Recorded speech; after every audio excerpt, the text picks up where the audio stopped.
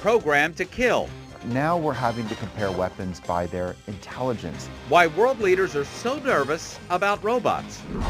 After a day of heavy rain, we are clearing out tonight. If our clear weather will hold through Preakness Saturday and when the rain returns. That's coming up in my full forecast.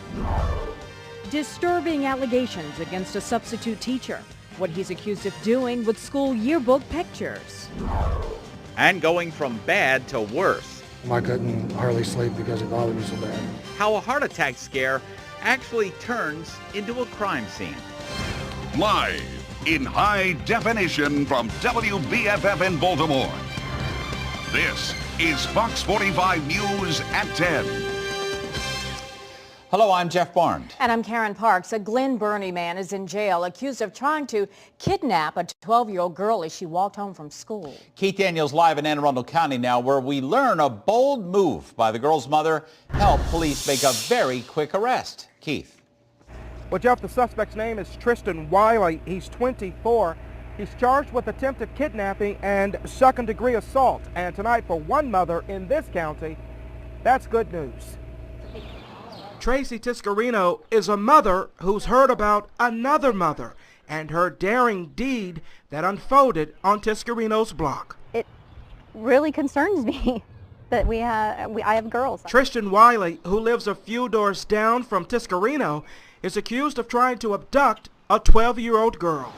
Anne Arundel County Police arrested the man after quick action and a surprise move by the child's mother. I think she was very brave to do that.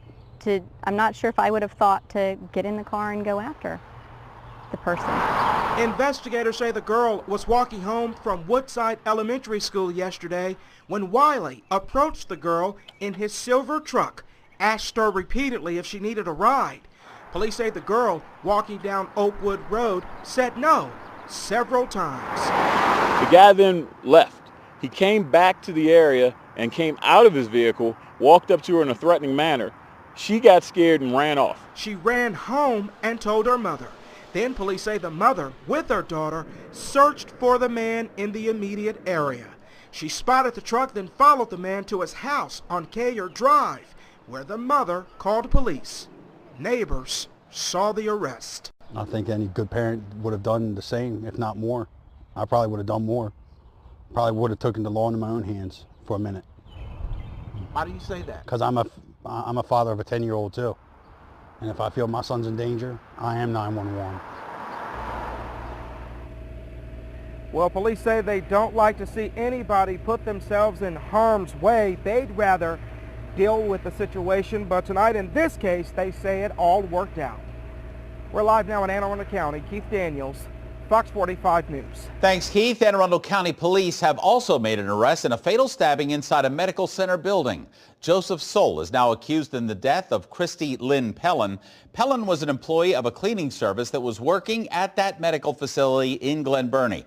Police say Soul and Pellin knew each other and both may have been involved with illegal drugs. A man on a bicycle was shot by a police officer in East Baltimore. Two plainclothes officers wearing police vests tried to question the man on Ensor Street. Police say he tried to ride away, and after falling off the bike, the man started running. Police also say he showed a gun, and that's when one officer opened fire. A woman whose 2-year-old son was playing nearby says she's angry. Shots were fired near her child. They don't understand how does it feel for a young child to really witness and see stuff like that. And that stuff really hurt me. Like, I did not know what to do at all. Police say the man who was shot is in critical condition, but stable tonight. Several residents at a senior apartment complex have been infected with Legionnaire's disease, causing them now to be hospitalized. Janice Park live downtown and says the first case happened back in March, but the city health department only began investigating for some reason last night. Janice. Hi, Jeff. That is what residents here are really angry about. The Baltimore City Health Department says they investigate after at least 2 cases. In the meantime, tests are being done and people living here behind me are on restricted water use, meaning they can only drink bottled water and they can't even shower. Outside the Apostolic Towers, city health workers are seen loading water samples into their cars. It is alarming. This morning, residents of this high-rise filled with elderly and mental health patients. This is it. I'm scared to wash the dishes. We're told until testing is completed, their water is considered unsafe. It's scary, yes, but the main question I would pose is, where did it come from? 2 residents there have been infected with Legionnaire's disease, causing both to be hospitalized with pneumonia.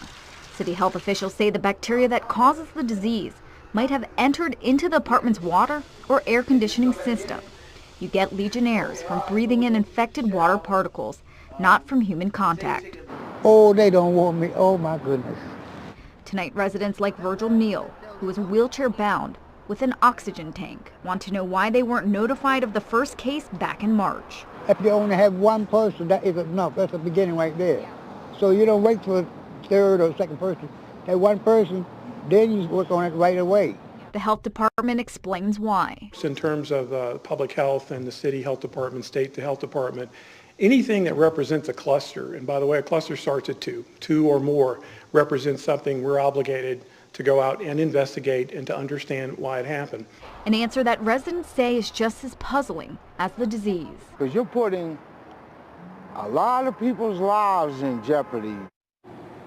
And the water samples that the city took today have been sent to the state health department lab. We should know in about 7 to 10 days whether the water inside of this building is infected. We're live tonight in downtown Baltimore. Janice Park, Fox 45 News. Thank you, Janice. Howard County Police have filed more charges against a former substitute teacher after discovering edited photos on his computer. 43-year-old Jeremy Sykes of Columbia has been arrested and charged today with 14 counts of sexual abuse of a minor and 50 counts of production of child pornography. Authorities discovered he used his students' yearbook photos from Foley Quarter Middle School to produce some of the images. Sykes was initially charged in January after police found numerous child pornography uploads to his school and home computer. The man who successfully fought Washington, D.C.'s handgun ban faces a setback today in his attempt to loosen city gun restrictions there. Back in 2008, the U.S. Supreme Court declared the city's ban on handguns unconstitutional, so the City Council created a 12-step process to register a gun. Dick Heller filed suit yet again, but a judge ruled those restrictions complied with the Second Amendment. Heller plans to appeal. Governor Martin O'Malley vetoed a measure that would have delayed a wind turbine project in Somerset County. Opponents of that project said the turbines would interfere with radar at the Patuxent Naval Air Station. And the bill delaying the project passed with a veto-proof majority. But the governor said today that the bill would send a chilling message to the clean energy industry if it became law.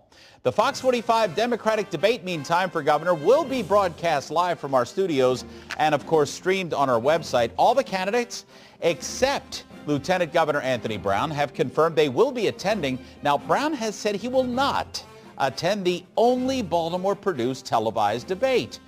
We're still communicating with the staff, and hopefully we'll have a space on the stage reserved for him. We will have one. Hopefully he'll be there. The debate takes place Tuesday, May the 27th at 8 p.m.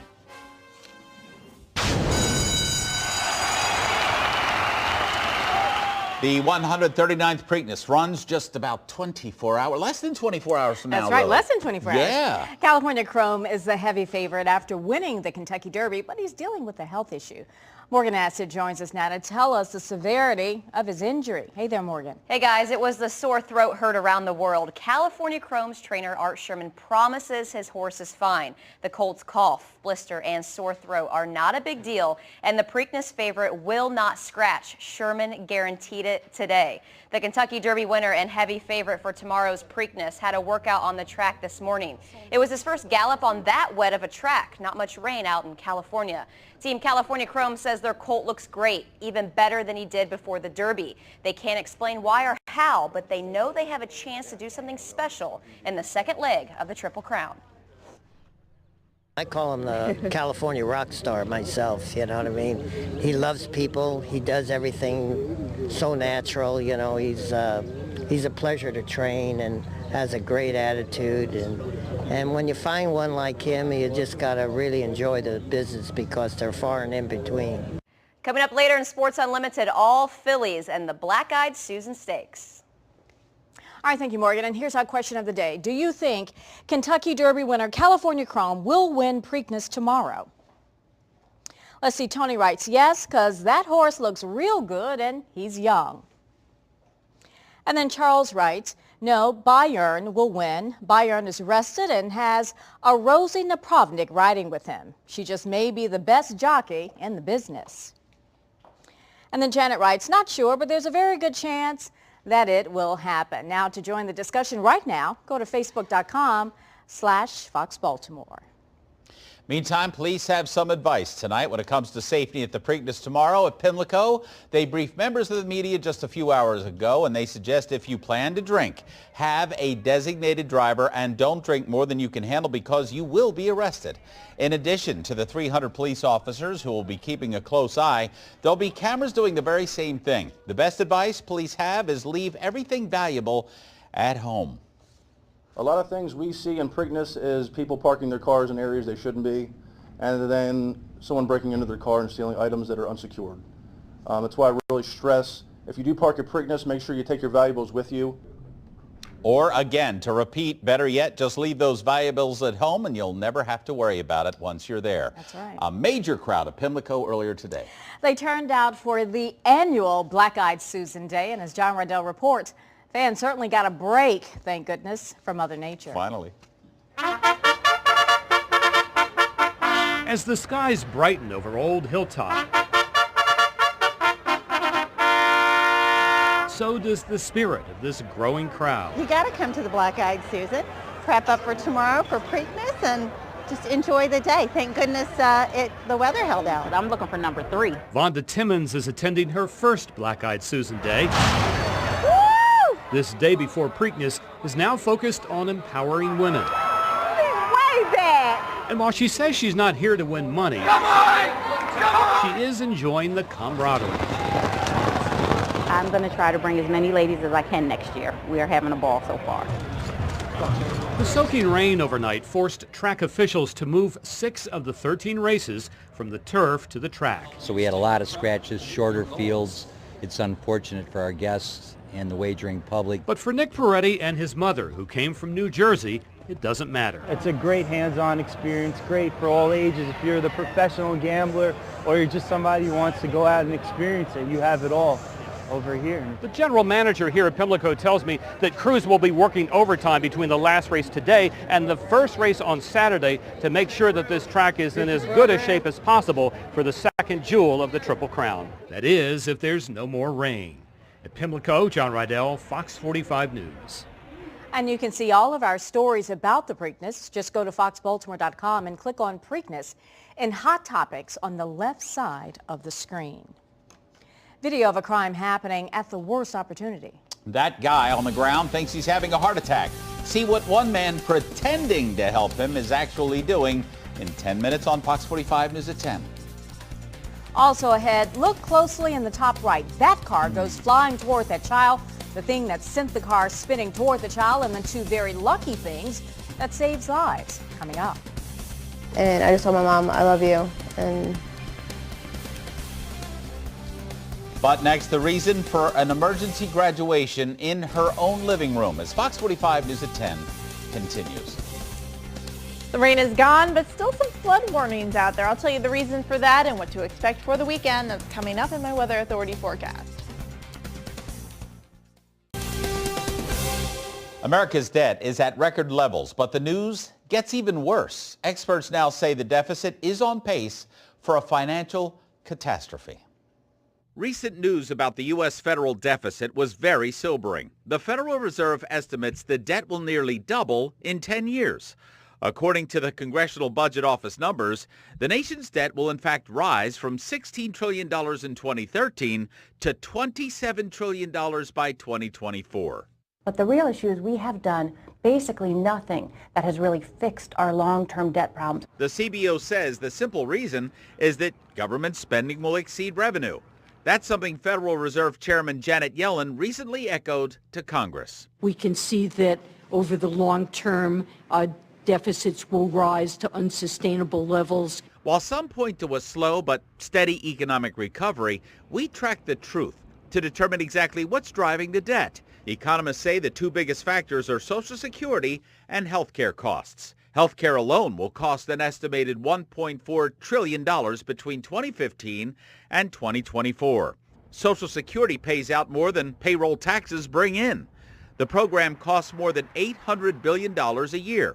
And according to CBO projections, it will be unable to pay benefits by 2033 unless something changes. Economic indicators suggest, though far from perfect, the U.S. is in much better shape since our recession. Many economists and American leaders agree with that, but admit there is indeed a catch. The economy has recovered on paper, but I think on the, in the homes of many individuals, they still don't feel recovered. Some economists believe putting more Americans back to work and addressing entitlements now will have a major impact on the nation's long-term debt. Firms are just still concerned about what's going on in the economy. I mean, so they don't want to commit just yet. A Gallup poll now shows 58% of Americans are very concerned about our deficit.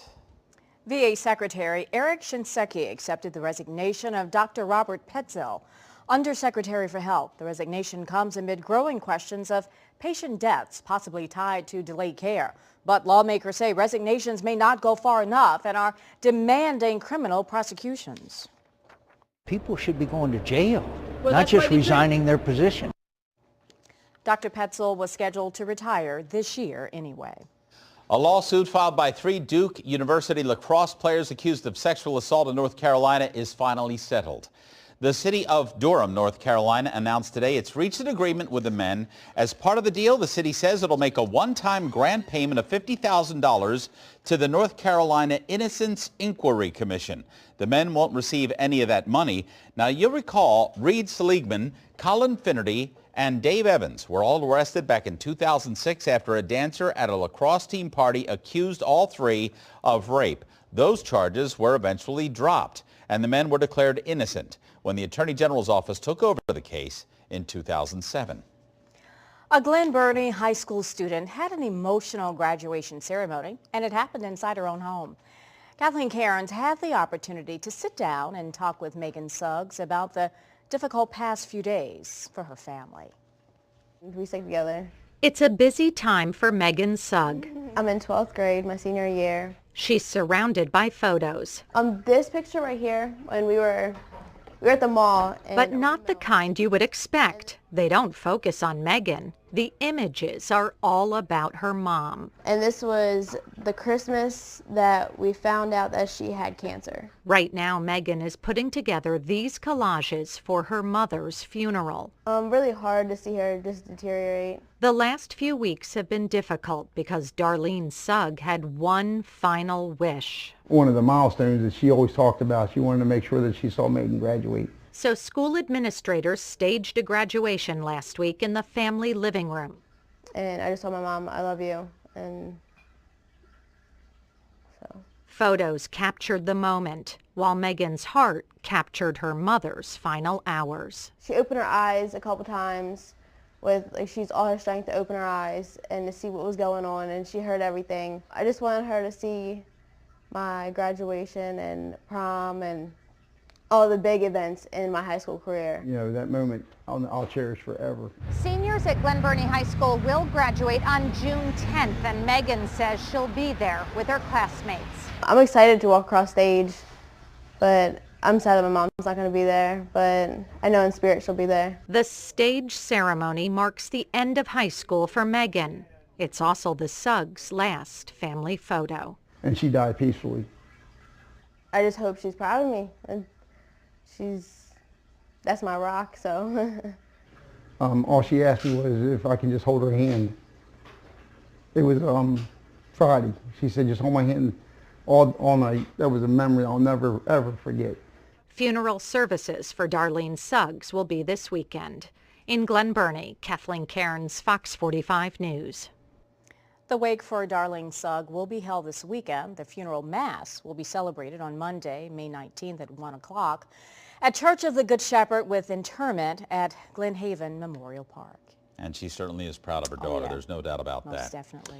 All right, last 72 hours, build an ark again. It's almost a weekly thing, but we have the Preakness tomorrow, and I'm wondering whether the track's going to be a little soggy or muddy. Well, let's check in now with meteorologist Emily Grace to find out. Hey, Emily. Well, drier weather on the way, but we sure got a lot of rain today, so it is pretty wet out there. Still, I was out there earlier, very muddy track, but you know what? We are going to have some dry conditions for the weekend, and hopefully dry enough that things start to dry out there in Pimlico. Now, we are seeing some rain showers off to the east and a few light showers developing to our south and west, but for now, we're here in Baltimore. We're dry. We may see a sprinkle before the night's over, but overall, the system is departing the area, and we'll have clearing skies overnight tonight and during the day tomorrow. So 60 degrees at BWI right now, Inner Harbor, 64. We're down in the 50s in Carroll County. It's going to be a cooler night, down to 50 degrees overnight tonight and early tomorrow morning, but things are going to warm up nicely, especially by next week. I'll tell you how warm we're going to get and when those thunderstorms come back. It's coming up in my full forecast. Thank you, Emily. A man believing he's having a heart attack suddenly falls to the ground.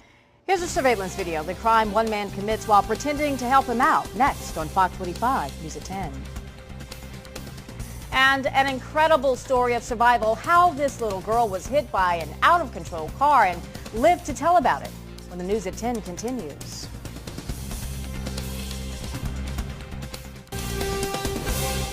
A man becomes the victim of a crime when he should have received medical treatment. Here's surveillance video of the entire event. Now, Larry Lotter on the floor having what he believes is a heart attack. Several people rush to help him, but look at the man kneeling over him.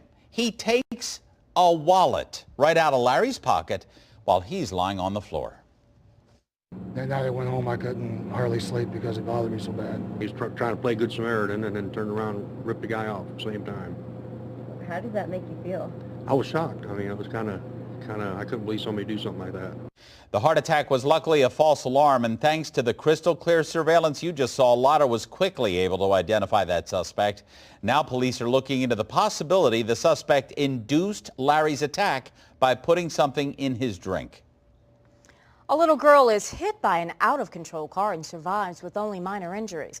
It was all caught on surveillance cameras. 8-year-old Cassidy Wall was riding her scooter just outside of her home in Erie, Pennsylvania, when a car fleeing police hit a parked car, which then crashed into her, sending her flying. And the car crashed in, and then she got hit, and she flew all the way up in the sky, and it fell on her head. Cassidy suffered a concussion but is otherwise okay. Meanwhile, if you look closely, you'll notice Zamaya standing on the steps is able to get out of the way just in time. If she would have been on the ground a second earlier, she would have been hit by the car as well. That video is hard to watch. A professor gets some good news this week while behind bars. He's been promoted. A Central Connecticut State University English professor was arrested late last week for violating probation, and according to court papers, he's been arrested 3 times within recent years for offenses such as drunk driving and fraud. Some are shocked, asking for the Board of Regents to immediately reverse the decision, while others are standing by the professor. Getting paid more and sitting in jail, I think, is a bit ridiculous. I mean, even though he's in jail, I mean, if he's a good teacher, then it probably wouldn't bother me too much. And the Young Writers Trust is among those supporting the professor, saying in a statement they firmly stand by him as he pays his debts to society for personal mistakes unrelated to his educational mission. How your ears could become added security for your phone. Later on Fox 45 News at 10. And the advancing technology that may soon allow robots to operate on their own. The potential risks and what those killer robots could be capable of doing, coming up as the News at 10 continues. If you're headed out to Pimlico tomorrow, it's going to be a nice day. High temperatures around 70 after a cool start. If it'll stay nice for the end of the weekend, that's coming up after the break.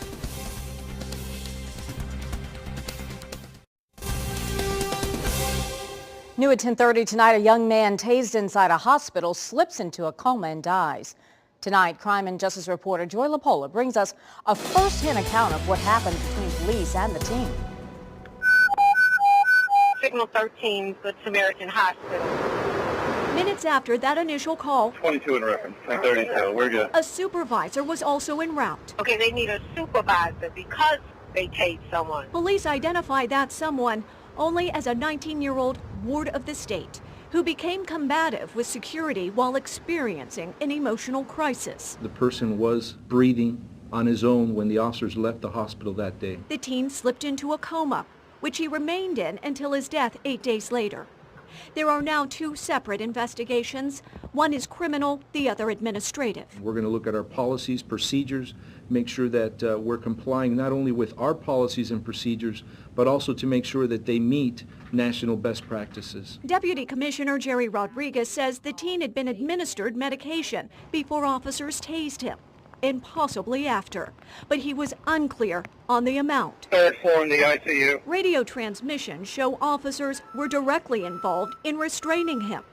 Hang on, we're just getting tied down to the hospital bed. Give us 1 second.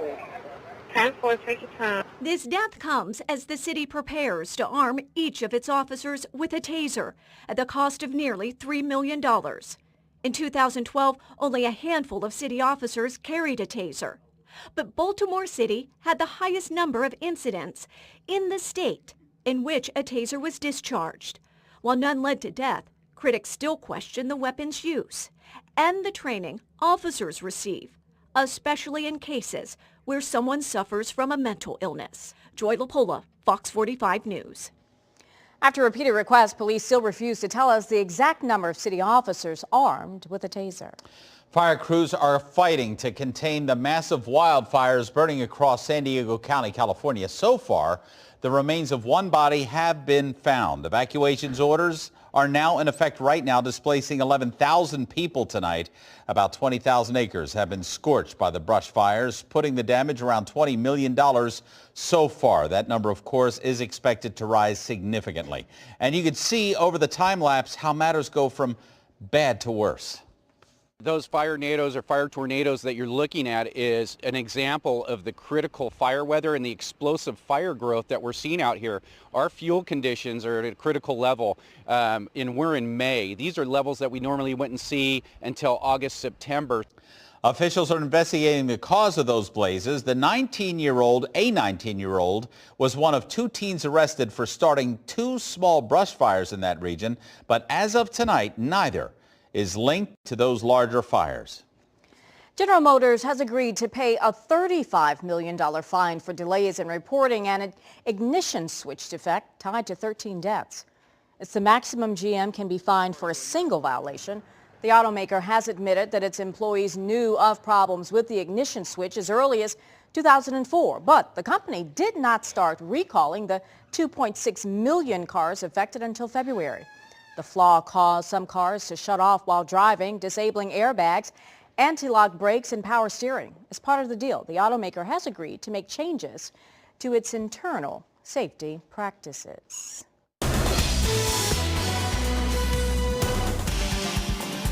We all know now about drones. This nation uses them, of course, to attack our enemies overseas. There is one thing they all have in common. A person is operating them, but computers and robotics may soon be good enough so they can run without people. Jake Tapper looks at the possibility of killer robots. I'm S-M-A-R-T, smart. The Jetsons gave us the dream of a robot designed to help. I should have all the answers for you in about 10 minutes. The Terminator gave us the nightmare of a machine designed to kill. And in some ways, this future is here. Thanks for the chance. In Geneva, the United Nations is holding its first ever convention on lethal autonomous weapons systems, also known as killer robots. We're living in an incredibly important moment when it comes to the history of weapons and war. Now we're having to compare weapons by their intelligence, their autonomy. That's something new that we haven't measured before. Machines like these, developed by the Pentagon, still require human direction and can also take the brunt of physical risks on the battlefield. Unmanned drones have enabled U.S. pilots to remotely strike targets as far away as Afghanistan.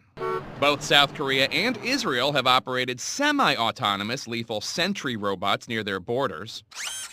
But what happens when robots can control themselves entirely, including lethal actions?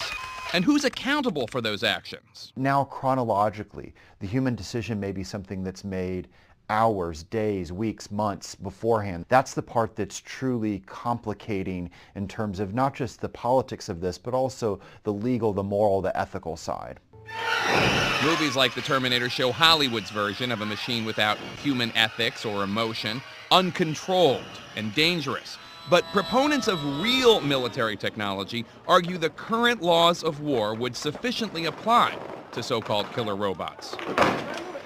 This week, the UN discusses whether these killer robots should be restricted in any way, as with booby traps or mines, from affecting civilians or causing unnecessary or unjustifiable suffering for combatants. I am a friendly robot. Don't harm me.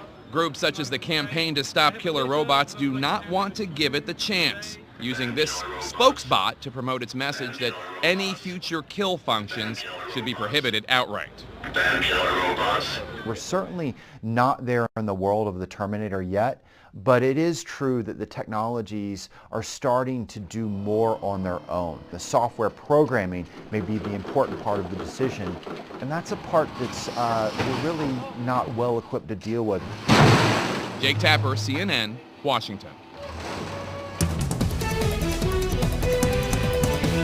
Well, we saw a lot of rain this week, but we're hearing it might be nice for Preakness. Yeah, which is nice. It will be nice for Preakness. Yeah. There you go. There's your guaranteed forecast for tomorrow. It's going to be great out there, especially an improvement over today. Flooding rains this morning. Still some flood watches and warnings out there because the streams and rivers are having a hard time kind of backing off from this. So it's going to take a while for them to go down, but dry over the next few days. So we do have improvement on the way. Let's take a look outside right now. We are looking at a very nice night. Cooling down though. We're seeing that cold front pass through the area, and that means some cooler temperatures, although the Inner Harbor, as usual, the warmer spot out there. 64 right now, calm winds. We're starting to see that humidity come down a little bit. By tomorrow, it'll come down even more. So our headlines for the weekend, we're going to clear overnight tonight. We're going to see that cold front completely pass through the area. There's still a few sprinkles out there in some locations, but for the most part, we are drying out overnight tonight and a really nice day tomorrow. So Preakness, if you're headed out there, it's going to be great all day long.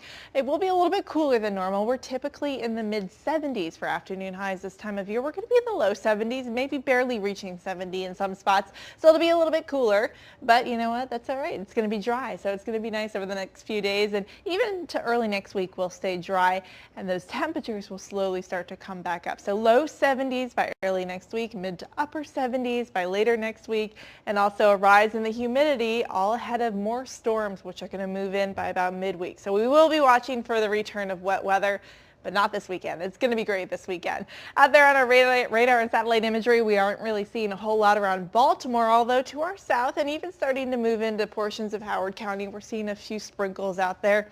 These are light and they're going to be out of here by tomorrow morning, so this is not going to set the way for the weekend. Weekend looking really nice, lots of sunshine for Preakness Sunday, and even events going on Sunday. We've got Wine in the Woods, the Hot Air Balloon Festival in Howard County, so great weekend for all of those events as a lot of people are going to be outside both Saturday and Sunday. So let's go to the future scan, see what to expect as far as that precipitation is not much. So maybe a few sprinkles over the next couple of hours, but watch, we clear out tomorrow morning. Early in the morning, we're looking at plenty of sunshine, and that really lasts all day tomorrow. We're going to see maybe a few clouds in the afternoon, but then by Sunday, once again, more sunshine in the forecast, so another nice day on Sunday. Temperature-wise, we're going to start off a little bit cool tomorrow, so check it out. If you live downtown or even near the water, you'll start off in the 50s, but you could be in the low 40s in Carroll County tomorrow morning, so a bit chilly, especially if you live a little bit farther inland. But watch as we go through the day. Those temperatures rise nicely, especially here in the city. We could get near 70 degrees, although you may stay in the low to mid 60s. Out there in Carroll County, Westminster 62. By tomorrow at 3 p.m., 66 in Bel Air and 67 in Annapolis by 2 p.m. And then we cool down once again tomorrow night and early Sunday morning down into the 40s and 50s once again. So Monday morning will be cool as well. We have some cool overnights here, but the afternoon's pretty nice. We'll get near 70 once again on Sunday afternoon. So a nice weekend, just a little bit cooler than what we've been experiencing over the past couple of days. 74 tomorrow, great day for Preakness, plenty of sunshine, a beautiful day, but we do have some thunderstorms to talk about in the extended forecast. When they arrive, coming up in just a few minutes. The struggle for teenagers to find jobs is ongoing. The action parents can now take that makes all the difference. And a new phenomenon available in the dentist's office, how much it costs and if you're eligible to get one. When the News at 10 continues. A very unusual new trend popping up at dentist's office nationwide. Patients like Tim Miller, who need a crown, can now opt for one with an image called a tooth tattoo. Miller went for a shamrock in honor of his wife's Irish heritage.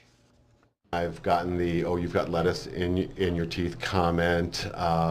Did you just have spinach? And I'm like, no, it's my shamrock. This tooth tattoo costs an extra $100, and it's not an option for real teeth because in order for a crown to be made, it has to be fired in an oven at 212 degrees.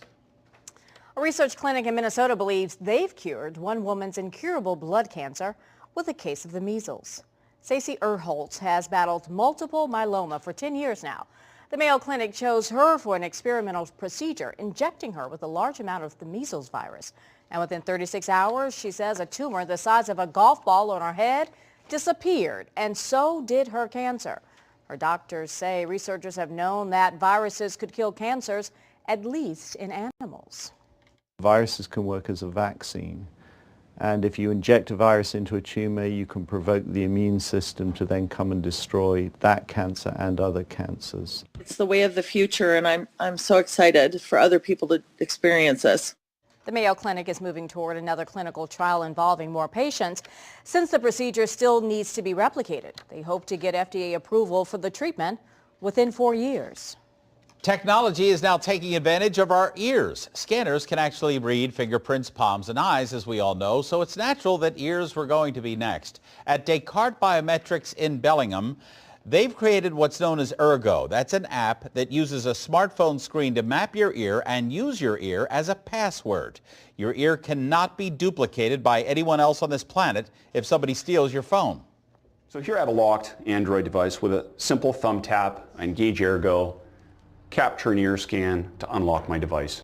Descartes wants to convince phone businesses and manufacturers to forgo scanning other parts of the body now. Fingerprints, for instance, they say, carry with them a criminal stigma. Researchers in Mexico may have found a skeleton that links modern Indians with the earliest Americans. And just look at where they found it. It was in an underwater cave in the Yucatan Peninsula in Mexico. The skeleton is at least 12,000 years old, believed to be a teenage girl who fell into the cave. Scientists have analyzed small samples of bone and tooth. They say it has an Asian lineage only found in Native Americans. Apparently, Jupiter's Great Red Spot is shrinking, and no one seems to know why. These images from NASA's Hubble Space Telescope show the spot at 3 different years and sizes, and you can see it getting progressively smaller and changing shape at the same time. Now, in the 19th century, the spot was measured at over 25,000 miles in diameter. NASA says today it's about 10,250 miles in diameter, the smallest size ever measured. The Great Red Spot is a giant storm that could swallow 2 or 3 planets the size of our Earth. Great day for Preakness. Yeah, it's going to be interesting to see how the ground is, though, because it's been so saturated of late. Let's go to meteorologist Emily Gracie for the latest on the Preakness forecast. Looking good, Emily. Yeah, looking nice out there. Very important when you're deciding what shoes to wear, though. It could be a little bit soggy out there on the grass and the track as well. Maybe a little bit muddy, but temperatures are going to be around 70 degrees with plenty of sunshine. We stay nice on Sunday, lots of sunshine, and that goes through Monday and Tuesday as well. We get into the low to mid 70s there, and then mid to upper 70s by Wednesday and Thursday. Our chance of some thunderstorms returns before we dry out, hopefully by next weekend. All right, Emily, thank you very much. Now, we have a contest going on, and here's what you need to know to enter our Spin into Summer contest. The grand prize being your choice of a 2-year lease on a 2014 Nissan Altima S or 2014 Acura ILX. Fox 45 Morning News will draw 5 qualifiers each and every weekday. If you hear your name, this is the important part. You only have 30 minutes to call in. Those qualifiers will then be entered into the drawing for the grand prize, Karen. To enter, go to facebook.com/Fox Baltimore and watch Fox 45 Morning News starting at 5 a.m. Monday to hear your name. Go to foxbaltimore.com to read the rules. The 90th running of the Black-Eyed Susan Stakes, a fantastic finish at Pimlico. Next in Sports Unlimited. Teens and college students are struggling to find jobs. What parents can do today to help their kids in a competitive work environment. Ahead in my Family 411 report.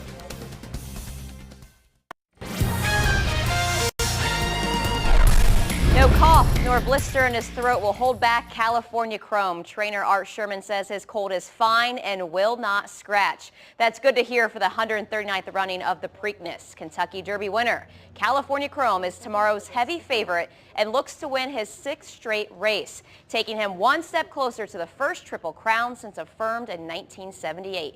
Team California Chrome says it's hard to believe what a special racehorse he's turned out to be, and in such a short period of time. He's matured so much right now that I just don't know how good he is, to be honest with you. You know, he's drew away from his field in the last 5 races, so it's kind of awesome, you know, to be in the position. I'd rather be 3-5 than 50-1, I can tell you that. It's the fillies' time to shine in the 90th running of the Black-Eyed Susan on a wet track. A favorite at 7-2. Stop Charging Maria running down the final stretch. Finds just enough gas to take the lead for good. Todd Pletcher trained the filly, his 4th Black-Eyed Susan win, tying him for most all time. The purse, $500,000. Ravens rookie camp, O's and Royals game 2, plus the MIAA Lacrosse Championship. That's coming up at 11:30 on the Late Edition. All right, Morgan, thank you. The job market for high school and college students has never been worse. Only about 1 in 4 is employed right now. Correspondent Sheila Gray tells us how parents can give their kids an edge to help them earn some extra money in tonight's Family 411 report. Your server's going to be right with you all. 18-year-old Megan Sullivan has already been working for 2 years. These are things that aren't taught in school anymore. Being able to work with different kinds of people and being able to deal with all the customers that walk in through the door. Her parents were all for it when Megan told them she had a job.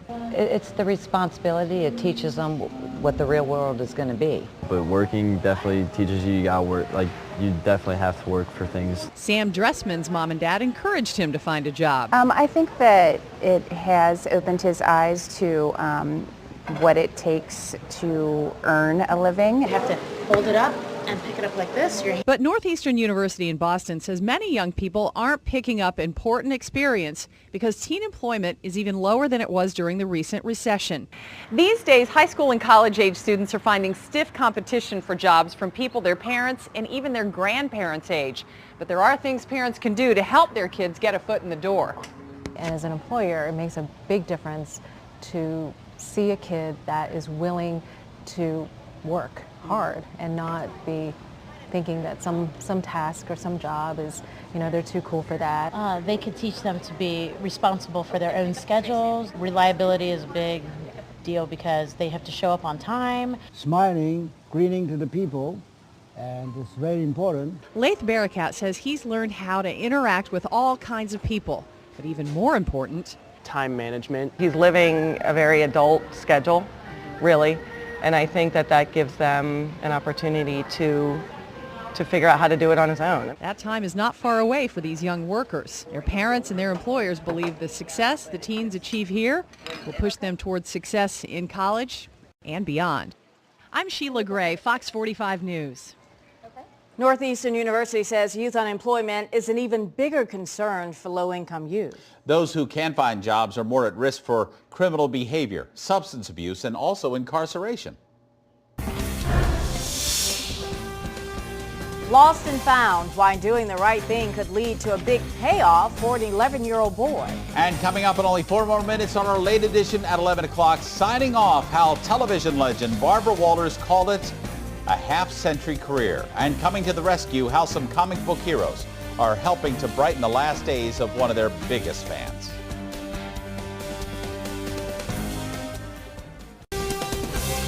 An 11-year-old South Dakota boy is about to become $10,000 richer. All because he did the right thing. Last year, Tyler Schaefer and his dad were staying at a Kansas City hotel. The boy found a stash of money in a drawer, but his father said they had to return the money since it didn't belong to them. According to state law, if the owner doesn't come forward in 4 years, the money will go to the state's treasurer's office. But On Thursday, the state treasurer wrote a letter to the Kansas City police chief asking him to turn the money over to his office, saying he will start proceedings to allow the boy and his father to claim the money. It's 11 o'clock. Do you know where your children are?